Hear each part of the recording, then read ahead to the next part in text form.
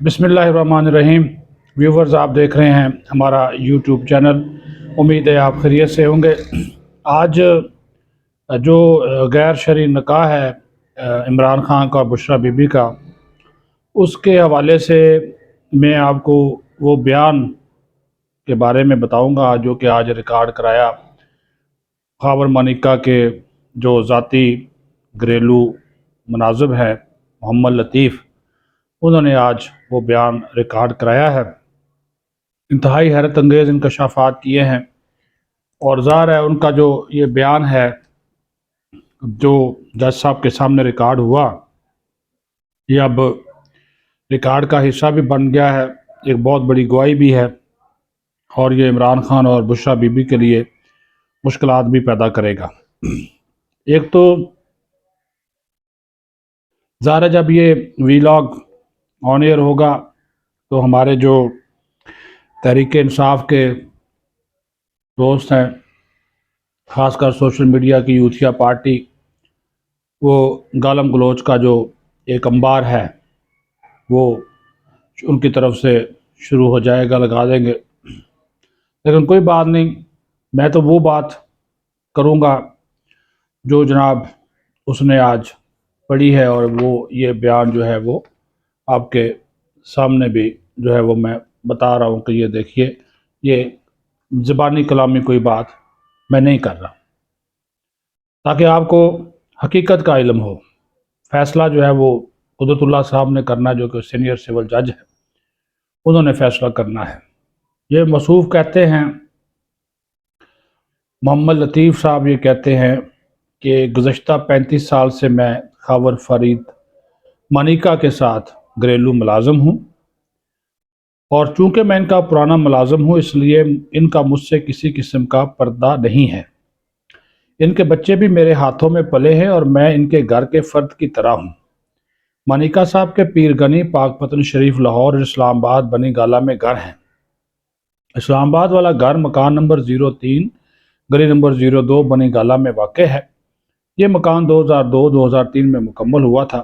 میاں صاحب کی فیملی لاہور رہتی تھی اور بنی گالہ اسلام آباد میں بھی رہتی تھی۔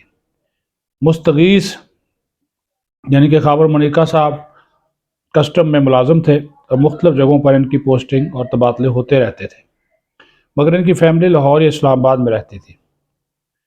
عمران خان نے جو ہے وہ میاں صاحب کے گھر بنی گالہ 2015 میں آنا شروع کیا۔ 2015 میں عمران خان کبھی کبھار بنی گالہ کے گھر آتے تھے، اور عمران خان کا 2016-17 میں میاں صاحب کے گھر آنا زیادہ ہو گیا۔ عمران خان کے ساتھ کبھی ایک آدھ بی بی ہوتی تھی، کبھی ایک آدھ صاحب جو کہ کلین شیو تھے وہ آتے جاتے تھے، کبھی ڈرائیور کے ساتھ آتے تھے، زیادہ تر اکیلے آتے تھے، اور کئی مرتبہ ڈرائیور چھوڑ کے چلا جاتا تھا، اور زیادہ تر وہ رات کو آتے تھے۔ عمران خان صاحب ہمیشہ خاور مانیکا صاحب کی غیر موجودگی میں ان کے گھر آتے تھے۔